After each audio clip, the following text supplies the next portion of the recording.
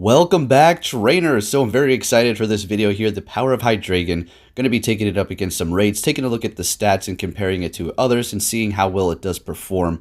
So, first taking a look at the Pokedex entries. Lacking sight. It's unaware of its surroundings. So, it bumps into things and eats anything that moves.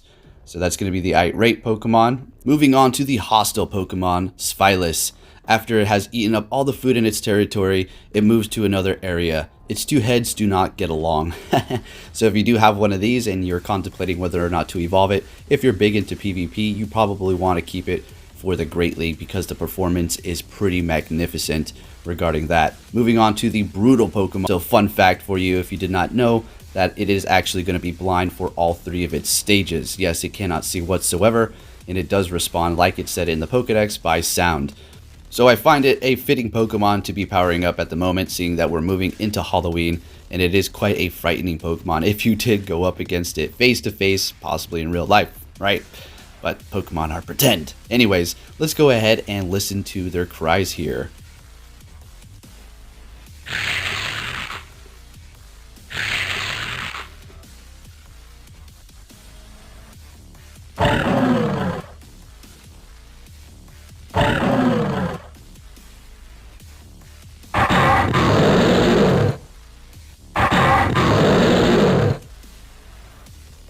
Now, taking a look at Hydreigon Stats, it is going to be a dual typing of Dark and Dragon. Max CP 3,625, Attack 256, Defense 188, and Stamina 211.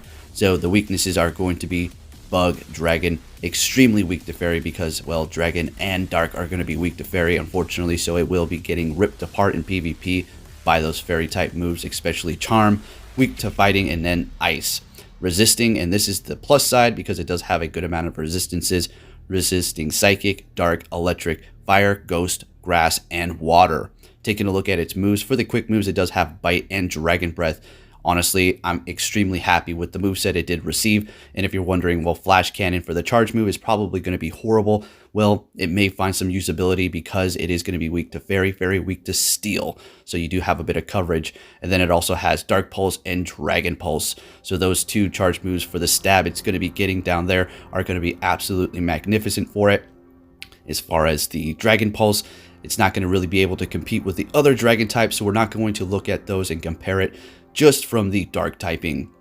Now, taking a look at some other Dark type Pokemon, I did include Darkrai because we may be seeing this around the corner. Darkrai doesn't have an attack of 285, which is pretty massive, and then you have Hydreigon with 256, Tyranitar 251, Weavile 243. So Tyranitar, if you're thinking to yourself, all right, its attack is going to be a little bit lower than Hydreigon's, Hydreigon is going to be above it, but Tyranitar does have that longevity because it's going to have a little bit more defense as well as that stamina. As far as Darkrai, well, if you had like 3 of those, say if we're allowed to get them like that, which I think that just might be some sort of mythical breakthrough, we're only going to be able to receive 1, it's going to be doing great damage, but the longevity is not so great. Weavile can also be used as a fantastic other dual typing of Ice, so keep that in mind, as well as Tyranitar with that Smackdown and Stone Edge, but you do have Rampardos coming up in that #1 spot for pure rock type attackers. So Hydreigon is falling somewhere in between here.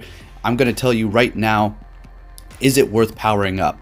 Well, not necessarily. It's not a must. If you have your Tyranitars, which we all probably do, except for the newcomers who are still working on it, Tyranitars are still going to be a safe and probably almost better option.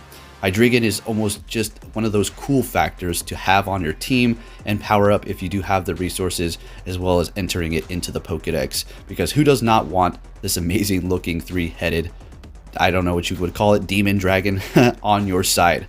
So Hydreigon is looking pretty good. Let's go ahead and look at the stats as far as DPS and TDO. So we do have Darkrai at the top with Snarl and Dark Pulse sitting at 16.3 DPS. The TDO is going to be 552. Then you have another one with Feint Attack this time around. Then we have Zoroark. Didn't include it in the comparison back there because we have no idea when it's going to be coming in.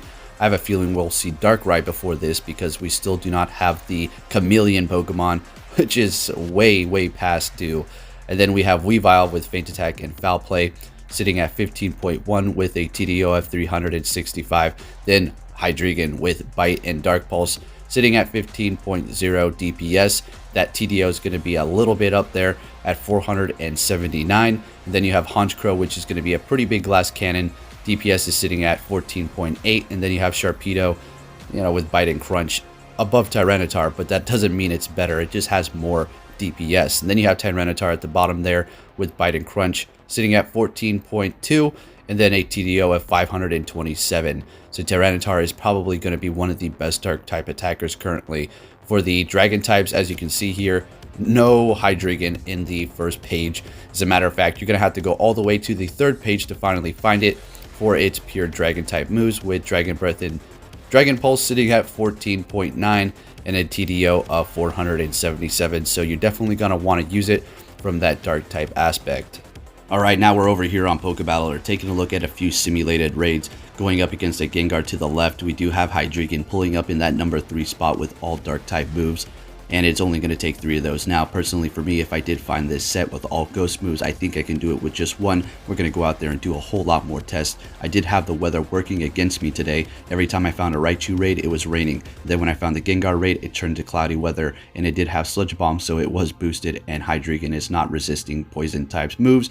So it was just a little frustrating there, but we're going to go out there and do some more. Then going up against Giratina Altered Form, the current one that we do have. Unfortunately, it's going to be pulling up in that 11 spot with all dragon type moves. And as we just took a look at, it's not going to be the best with dragon type moves. So you're definitely going to want it from that dark type perspective. With that said, trainers, if you enjoyed this video, please give it a big thumbs up. Share it with your friends who may be interested in seeing how well Hydreigon can perform in Pokemon Go. Now, a few more words before I let you watch these raids here. I have no idea what is going on with the mechanics and the coding for Thunder Punch, because it is extremely glitchy in this game for some reason, and it has always been that way. So just take note of that before we go into these, because I do go up against a few of those Thunder Punch Alolan Raichu. And with that said, enjoy these battles, and Hail Hydra.